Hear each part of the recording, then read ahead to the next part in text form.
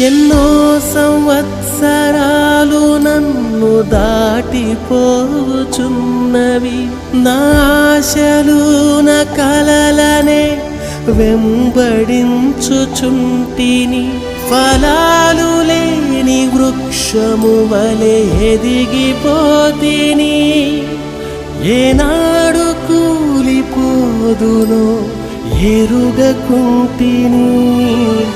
నా మరణ రోదన ఆలకించుమో ప్రభు, మరల నన్ను నూతనముగా చిగురు వేయని. నా బ్రతుకు దినములు లెక్కింపనేర్పుము, దేవాయి భువిని వీడు గడియ నాకు చూపుము.